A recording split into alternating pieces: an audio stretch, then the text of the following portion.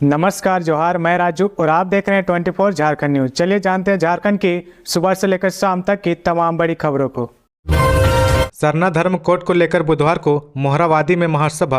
रांची के ऐतिहासिक मोहरावादी मैदान में बुधवार को आदिवासियों का महाजुटान होने जा रहा है। इस महाजुटान का नेतृत्व आदिवासी सेंगल अभियान कर रहा है। यह महाजुटान सरना धर्म कोड को लागू कराने को लेकर दबाव बनाने के लिए हो रहा है। इसमें न केवल झारखंड बल्कि असम और अरुणाचल प्रदेश के भी आदिवासी समुदाय के लोग शिरकत करेंगे। इस सभा को लेकर आदिवासी सेंगल अभियान के प्रमुख सलमान मुर्मू ने कहा कि अब सांत्वना और आश्वासन से काम नहीं चलेगा। उन्होंने कहा कि बुधवार को मंजिल तक पहुंचाने का शंखनाद किया जाएगा। आदिवासी सेंगल अभियान के राष्ट्रीय अध्यक्ष पूर्व सांसद सलमान मुर्मू ने कहा कि भारत में आदिवासियों को धार्मिक आज़ादी नहीं मिली है। हमको जोर जबरदस्ती हिंदू, मुस्लिम और ईसाई बनाया जा रहा है। यह एक प्रकार का हिंदू राष्ट्र, मुसलमान राष्ट्र और ईसाई राष्ट्र का मामला है। तो क्यों ना हम आदिवासी भी आदिवासी राष्ट्र की बात करें और झारखंड हमारा केंद्र है। 15 नवंबर को प्रधानमंत्री भी झारखंड पहुंच रहे हैं। ऐसे में हम बुधवार को सरना धर्म कोड को लागू करने को लेकर केंद्र सरकार पर दबाव बनाने की पूरी कोशिश करेंगे। आदिवासी सेंगल अभियान के माध्यम से सरना धर्म कोड की मांग तेज करने को लेकर बुधवार को रांची के मोहरावादी मैदान में आयोजित जनसभा की शुरुआत दोपहर 12 बजे से होगी। यह जनसभा शाम 4 बजे तक चलेगी। सलमान मुर्मू ने बताया कि जनसभा में देश के विभिन्न राज्यों से आए प्रतिनिधि शामिल होंगे। इस जनसभा में धार्मिक आजादी के संघर्ष को मंजिल तक पहुंचाने का शंखनाद किया जाएगा। बुधवार को ही देश के विभिन्न राज्यों में रहने वाले 6 करोड़ आदिवासी के सामाजिक, धार्मिक और राजनीतिक गुलामी से आजादी के रोड मैप को तैयार किया जाएगा।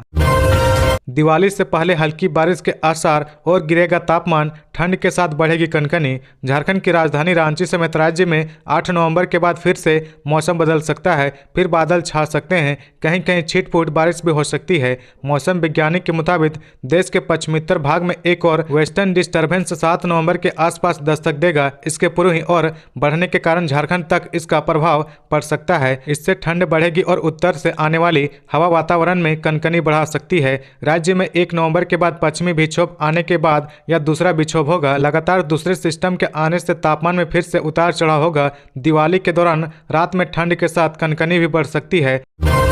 सूखे के बाद झारखंड के किसानों पर आया एक और बड़ा संकट। झारखंड में कई जिलों के किसानों को सूखे के बाद अब धान में बीमारी की मार झेलनी पड़ रही है। राजधानी रांची सहित संथाल परगना के कई जिलों में खेतों में लगी धान की बाली काली होती जा रही है। इससे किसान परेशान है। किसानों ने इसकी शिकायत कृषि विभाग से भी की है। कृषि विभाग के पौधा संरक्षण विभाग ने इस मुद्दे पर कई जिलों के कृषि पदाधिकारियों से बात की है। किसानों को निरंतर संपर्क में रहने का निर्देश दिया गया है। सबसे अधिक असर साहिबगंज और दुमका जिले में देखा जा रहा है। वहीं राजधानी के पंच परगना वाले इलाके से ज्यादा शिकायत मिल रही है। राजधानी में बुंडू सहित पंच परगना क्षेत्र में धान की फसलों में कीड़ा लगने से किसानों की चिंता बढ़ गई है। किसानों के अनुसार झुलसा बीमारी के कारण उनकी धान की फसलों पर खतरा मंडराने लगा है। यह बीमारी ज्यादातर हाइब्रिड धान की फसलों में लगी है। धान की फसल अब पकने को तैयार है। ऐसे में बीमारी लगने से उनकी परेशानी बढ़ गई है। धान की बाली में काले धब्बे दिख रहे हैं, कई बालियां सूखने लगी है। यही स्थिति रही तो धान की फसल सिर्फ पुआल बनकर रह जाएगी, उनकी पूंजी भी डूब जाएगी। खबरों में आगे बढ़ने से पहले अगर अभी तक आपने इस चैनल को सब्सक्राइब नहीं किया तो प्लीज सब्सक्राइब कर ले, जिससे झारखंड की हर छोटी सी बड़ी खबर की अपडेट आप तक पहुंचता रहे। प्रधानमंत्री नरेंद्र मोदी की झारखंड यात्रा। खूंटी के उलीहातू में बिताएंगे 2.5 घंटे। बिरसा मुंडा के परिजनों से करेंगे बात। प्रधानमंत्री नरेंद्र मोदी झारखंड स्थापना दिवस के दिन राज्य में रहेंगे। इसी दिन वे बिरसा मुंडा के गांव उलीहातू जाएंगे। अब तक के निर्धारित कार्यक्रम के मुताबिक यहां वे लगभग 2.5 घंटे समय बिताएंगे। इस दौरान वे उलीहातू में बिरसा मुंडा की प्रतिमा पर माल्यार्पण करेंगे। वहीं परिजनों से बातचीत भी करेंगे। इसके बाद खूंटी में आयोजित सभा को संबोधित करेंगे। इसके लिए वे 15 नवंबर को दिन के 10 बजे बिरसा मुंडा एयरपोर्ट आएंगे। यहां से हेलीकॉप्टर से वे सीधे उलीहातू जाएंगे। 15 नवंबर को खूंटी में ट्रैवल प्रदर्शनी भी लगाई जा रही है। निर्धारित कार्यक्रम के तहत प्रधानमंत्री इस प्रदर्शनी को भी देखेंगे। साथ ही ट्राइबल अचीवर्स से बातचीत का भी कार्यक्रम है। यहीं से विकसित भारत यात्रा की शुरुआत भी देश भर में की जाएगी। निर्धारित कार्यक्रम के अनुसार प्रधानमंत्री नरेंद्र मोदी खूंटी से कई योजनाओं का शिलान्यास भी करेंगे। वहीं कई योजनाओं का उद्घाटन भी करेंगे। 1 दिवसीय इस कार्यक्रम में जनजातीय मामलों के केंद्रीय मंत्री अर्जुन मुंडा, मुख्यमंत्री हेमंत सोरेन भी पीएम के साथ सभा को संबोधित करेंगे। प्रधानमंत्री नरेंद्र मोदी 12:30 बजे बिरसा मुंडा एयरपोर्ट के लिए रवाना होंगे।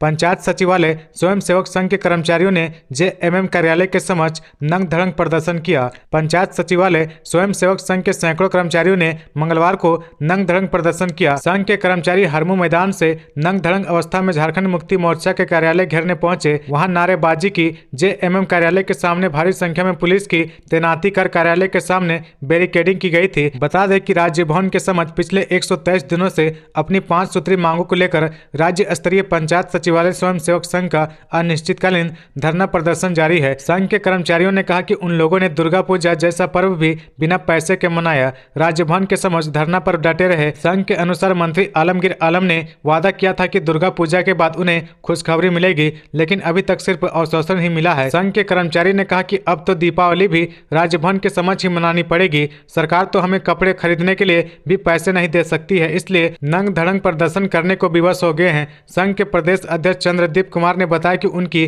5 मांगे हैं। कहा कि हमने पूर्व में जिला प्रशासन को सूचना दे दी थी कि 7 नवंबर को झारखंड मुक्ति मोर्चा के केंद्रीय कार्यालय के पास संघ अपनी 5 सूत्री मांगों को लेकर लागू करवाने के लिए नंग धड़ंग प्रदर्शन करेगा। आज के प्रदर्शन में प्रदेश अध्यक्ष चंद्रदीप कुमार, अशोक प्रमोद, काशीनाथ, हिसाबी, रोहित, ताराचंद, सद्दाम, गीता कमल, समीर मुंशी, सुरेश उदय, श्याम, दीपक, रंजित, कमल, सुरेंद्र, पूनम मुख्य रूप से शामिल थे। झारखंड में सरकार को नहीं मिल रहे डॉक्टर, वैकेंसी निकलने के बाद भी खाली रह जा रहे हैं पद। झारखंड में सरकार को डॉक्टर ढूंढने से नहीं मिल रहे हैं। बार बार वैकेंसी निकल जाने के बाद भी मेडिकल कॉलेजों से लेकर प्रखंडों के अस्पतालों और स्वास्थ्य केंद्रों में डॉक्टरों के पद बड़ी संख्या में खाली रह जा रहे हैं। जितनी संख्या में वैकेंसी निकल रही है उतनी संख्या में भी आवेदक नहीं आ रहे हैं। राज्य के सबसे बड़े मेडिकल कॉलेज रिम्स में हाल ही में 100 सीनियर रेजिमेंट डॉक्टरों की नियुक्ति के लिए विज्ञापन निकाले जाने और इंटरव्यू प्रक्रिया पूरी होने के बाद मात्र 33 डॉक्टरों का ही चयन किया जा सका। इन पदों के लिए रिम्स में बीते 12 से 17 अगस्त तक इंटरव्यू लिए गए थे। रिम्स निर्देशक डॉक्टर राजीव गुप्ता बताते हैं कि सभी संकायों के कुल 58 आवेदक ही इंटरव्यू के लिए पहुंचे थे। मेडिसिन, ऑर्थोनेत्र, radiology, blood bank, cardiac anaesthesia, super speciality emergency और सेंट्रल इमरजेंसी में कई पद खाली रह गए हैं। इसी तरह बीते सितंबर महीने में JPSC Jharkhand public service commission की ओर से गैर शैक्षणिक विशेषज्ञ चिकित्सकों की नियुक्ति के लिए आयोजित इंटरव्यू में बेहद कम संख्या में उम्मीदवार पहुंचे। नॉन टीचिंग स्पेशलिटी डॉक्टरों के 771 पदों के लिए इंटरव्यू लिया गया था, जिसमें मात्र 266 उम्मीदवार ही इंटरव्यू में शामिल हुए। इससे पूर्व भी आयोग की ओर से साल 2015 में 654 पदों पर नियुक्ति के लिए इंटरव्यू लिया गया था, लेकिन उम्मीदवारों के नहीं आने से 492 पद खाली रह गए।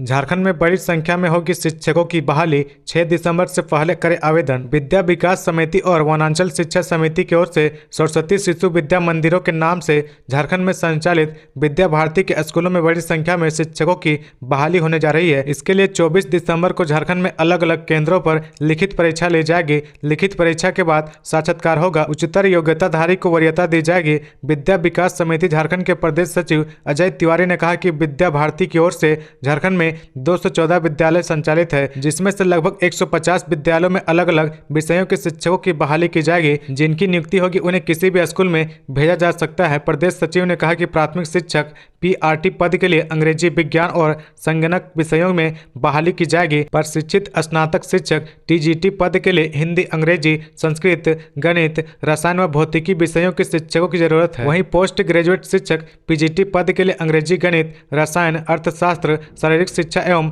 लेख शास्त्र के शिक्षकों की जरूरत है। इसके अलावा संगीत आचार्य तथा कार्यालय प्रमुख के पदों पर भी बहाली की जाएगी। अजय तिवारी ने कहा कि आवेदक की आयु 30 नवंबर 2023 को 45 वर्ष से अधिक एवं 21 वर्ष से कम नहीं होनी चाहिए। जहां तक न्यूनतम योग्यता की बात करें तो पीआरटी के लिए संबंधित विषयों में स्नातक के साथ डीएलएड, संगणक में किसी मान्यता प्राप्त संस्थान या विश्वविद्यालय में बीसीए या टीजीटी से संबंधित विषय में स्नातक एवं बीएड किया हुआ हो। महेंद्र सिंह धोनी के नाम पर झांसा देकर 1.5 साल के बच्चे को अगवा कर 1,20,000 में बेचने वाले 8 लोग गिरफ्तार। भारतीय क्रिकेट टीम के पूर्व कप्तान महेंद्र सिंह धोनी से पैसा और आवास दिलाने का झांसा देकर भीख मांगने वाली महिला के 1.5 साल के बच्चे को अगवा करने वाले 8 आरोपियों को पुलिस ने गिरफ्तार कर लिया है। आरोपियों ने यह बच्चा 1,20,000 रुपए में इटखोरी के एक दंपति को बेच दिया था। गिरफ्तार किए गए आरोपियों में मधुकम शास्त्री चौक निवासी विनय शर्मा, सिमडेगा के ठेठई टांगर निवासी सलूजा बेगम, रामगढ़ में बंगाली टोला निवासी कृष्णा मिश्रा उर्फ अशोक मिस्त्री, चान्हो निवासी गीता मुंडा, साजिद अंसारी उर्फ बबलू, चतरा के इटखोरी निवासी दंपति महेंद्र शाह व कुंती देवी के अलावा वहीं की सरिता देवी शामिल है। पुलिस ने अगवा किए गए बच्चे और वारदात में इस्तेमाल की गई बाइक बरामद कर ली है। यह जानकारी एसएसपी चंदन कुमार सिन्हा ने सोमवार को प्रेस वार्ता में दी है। इस दौरान सिटी एसपी राजकुमार मेहता, अरगोड़ा थाना प्रभारी ब्रज कुमार व दरोगा अनिमेश भी मौजूद थे। प्रिंस खान के गुर्गे पर कसा शिकंजा तो सामने आया राज। हरियाणा के बैंक से दुबई पहुंच रहे थे पैसे। धनबाद के कारोबारियों से रंगदारी वसूली की रकम आसानी से कुख्यात प्रिंस खान तक पहुंच रही थी। हरियाणा और दूसरे राज्यों के बैंक खातों के जरिए दुबई तक पहुंचकर वहां की करेंसी दिरहम में तब्दील हो जा रहा था। प्रिंस खान के वित्तीय प्रबंधन संभाल रहे निजी बैंक के कर्मी विशाल नंदी की गिरफ्तारी से यह खुलासा हुआ है। भूली ओपी क्षेत्र में रहने वाला विशाल नंदी गिरोह के फाइनेंशियल मैनेजमेंट का किंगपिन बताया जा रहा है। मंगलवार पुलिस विशाल नंदी को जेल भेजने की तैयारी में है। पूछताछ में उसने कई खुलासे किए हैं। प्रिंस खान के नाम पर वसूली की जाने वाली रंगदारी की रकम को गुर्गे के अलावा खुद प्रिंस खान और उसके परिवार वालों को पहुंचाने में विशाल नंदी की मुख्य भूमिका थी। इस काम में कई अन्य लड़के उसका साथ दे रहे थे। उसने सबके नाम से पर्दा उठाया है। पुलिस ने रंगदारी के पैसों की मनी लॉन्ड्रिंग की भी जानकारी जुटाई है। पुलिस मंगलवार को प्रिंस खान के वित्तीय प्रबंधन की कलई खोलते हुए बड़ा खुलासा करने की तैयारी में है। विशाल व अन्य की गिरफ्तारी से प्रिंस गैंग के फंड मैनेजमेंट को करारा चोट पहुंचाने का दावा किया जा रहा है। विशाल के अलावा पुलिस गिरोह के लिए हथियार सप्लाई करने वाला चिरकुंडा बाबू डांगल निवासी इंजीनियरिंग छात्र राहुल मिश्रा सहित हिरासत में लिए गए अन्य आरोपियों को भी जेल भेज सकती है।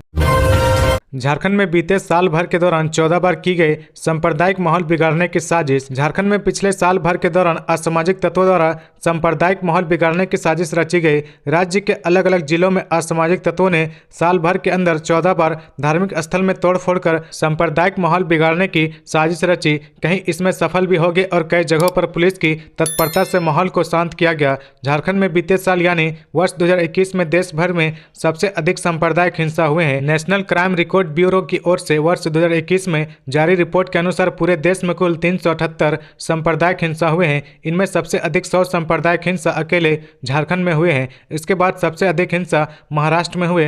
यहाँ कुल 77 सांप्रदायिक हिंसा के मामले दर्ज किए गए हैं। बिहार राज्य तीसरे स्थान पर है जहाँ 51 मामले हुए। हरियाणा में 40 मामले हुए। राजस्थान और मध्य प्रदेश में 22 मामले और असम में 17 सांप्रदायिक हिंसा के मामले दर्ज किए गए हैं। वहीं सामान्य हिंसा के मामले में देश में 41,066 दंगे हुए हैं, जिनमें झारखंड में 1426 मामले दर्ज किए गए हैं। वहीं एनसीआरबी रिपोर्ट 2021 के अनुसार यूपी में सांप्रदायिक हिंसा का सिर्फ एक मामला दर्ज किया गया है। 3 दिसंबर को रांची में जुटेंगे राज्य के रसोइया एवं संयोजिका संघ। झारखंड प्रदेश विद्यालय रसोइया संयोजिका अध्यक्ष संघ 3 दिसंबर को रांची के मोहरावादी मैदान में जुटेगा। इसको लेकर प्रखंड स्तरीय बैठक गोड्डा प्रखंड के पूर्वी क्षेत्र सरौनी के उत्क्रमित मध्य विद्यालय घाट बांका के प्रांगण में आयोजित की गई है। इसकी अध्यक्षता जिला अध्यक्ष बबीता कुमारी आनंद ने की है। जिला अध्यक्ष बबीता कुमारी आनंद ने बताया कि 3 दिसंबर को मोहरावादी मैदान रांची में झारखंड प्रदेश के सभी जिलों की रसोइया एवं संयोजिका का महाजुटान होगा। इस महाजुटान की सफलता के लिए गोड्डा जिले के सभी प्रखंडों में बैठक आयोजित की जा रही है। मुख्यमंत्री हेमंत सोरेन को बतौर मुख्य अतिथि सादर आमंत्रित किया गया है। इस महासम्मेलन में गिरिडीह के विधायक सुदीप कुमार सोनू, बड़का गांव की विधायक अंबा प्रसाद, बगोदर के विधायक विनोद सिंह, बहरा गोड्डा के विधायक समीर कुमार मोहंती को भी बतौर विशिष्ट अतिथि आमंत्रित किया जाएगा। बबीता कुमारी आनंद ने बताया कि पिछले दिनों 3 अगस्त को संघ के प्रदेश कमेटी की ओर से शिक्षा सचिव के साथ मुख्य समझौता वार्ता में लंबित मांगे, जिसमें रसोइया के मानदेय में 1000 की वृद्धि करने, 12 महीने का मानदेय देने, बकाया मानदेय का भुगतान करने, वर्ष में 2 वस्त्र देने, रसोइया संयोजिका का स्थायीकरण करने एवं नियमावली बनाने सहित चिकित्सक सुविधा को लागू करने पर स्वीकृति प्रदान की गई है, जिसे अक्टूबर 2023 तक पूरा किया जाना था। लेकिन समझौते के अनुरूप अभी तक हमारी मांगों को पूरा नहीं किया जा सका है, जो दुर्भाग्यपूर्ण है। समझौते को लागू कराने के लिए रांची मोहरावादी मैदान में रसोइया संयोजिका का महासम्मेलन होने जा रहा है। बताया कि समझौता नहीं किया गया तो मध्याह्न भोजन योजना को ठप कर दिया जाएगा।